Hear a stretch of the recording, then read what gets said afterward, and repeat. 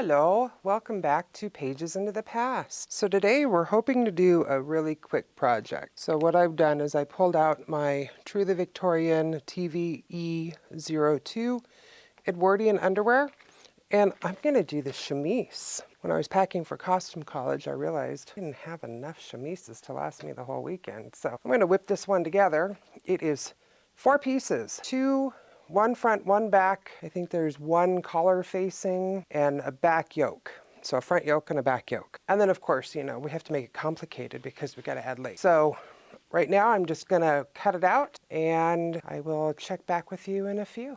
All right, all cut out. Like there was not a whole lot of pieces. And it looks like the directions are super simple. Basic directions are, so all your seams French seamed.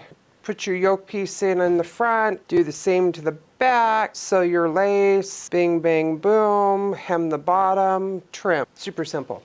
Now the question is, here is my linen, and it's a white linen. It's not super, super, super white. So I'm just afraid that my white lace might look overly white. Here's my linen, and it's a white linen, but it's not super, super white.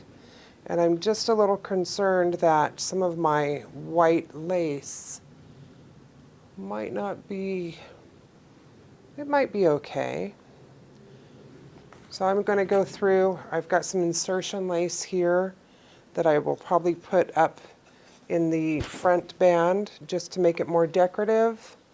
I grabbed a few different kinds of laces that I have. A skinnier insertion. So I'm just going to play with these until I find the right combo. I might put something like this across the front yoke. Put that across the front yoke. And then I can edge it possibly with something else to try to just make it a little prettier, a little bit more feminine. I mean, just in case it's seen. So yeah, I am going to go ahead and swap out my threads and do what I need to do as far as putting the main pieces together. Here's the front yoke, and I have a couple of options. I can cover it with like 2 layers of this. Then I can put an insertion lace in the bottom. Here's the insertion lace.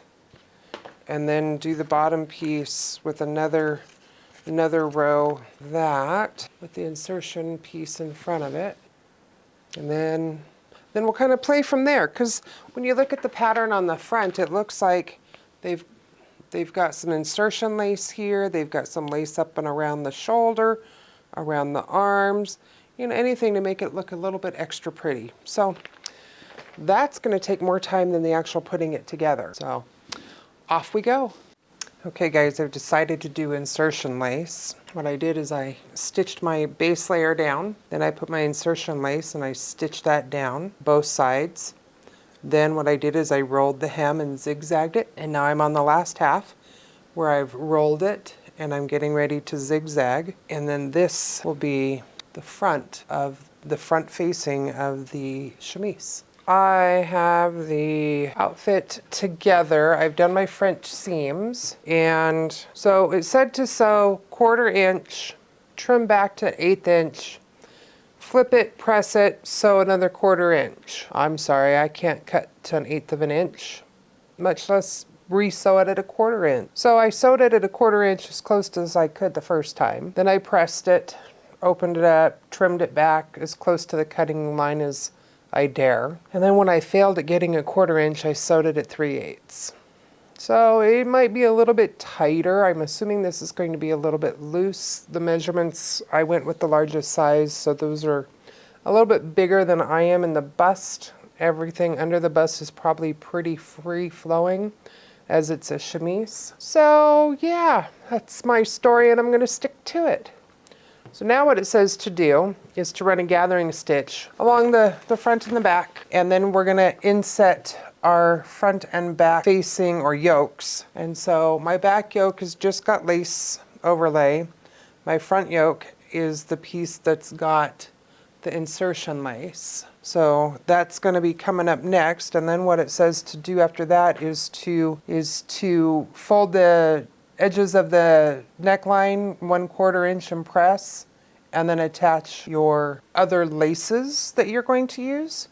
So that's what I'll be working on. And then of course, hem the bottom, apply your desired trim. Sew lace around the armhole, finishing the armhole edges.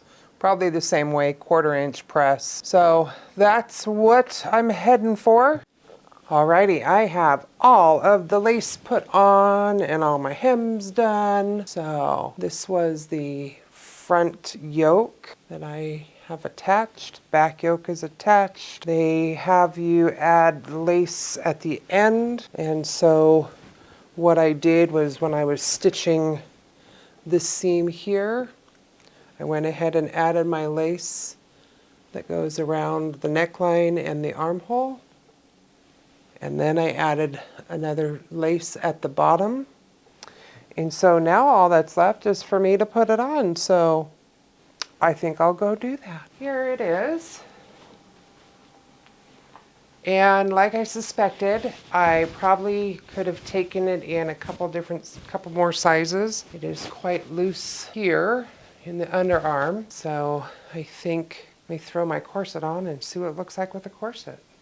All right, so first thing I'm going to do is I'm going to shorten this shoulder seam, put a tuck in it, because it literally keeps falling off no matter what I do. Second thing that we're going to do is I think I need some kind of bust support because the cups seem a little big for the corset.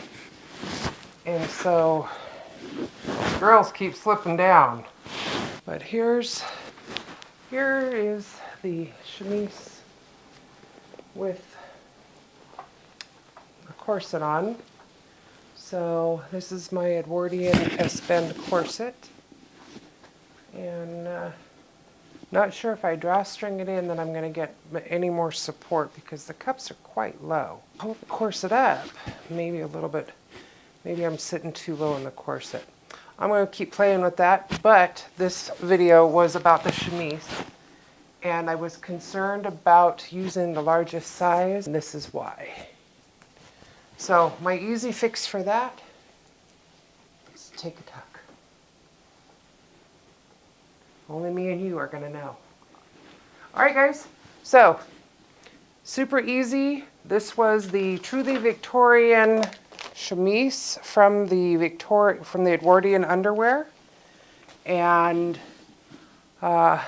it went together super easy. It's like a one-day make, depending on how much lace work you want to do. If you're just doing it no extra frills, you guys can get this done in like 2 hours. All right, keep on sewing. See you in 2 weeks.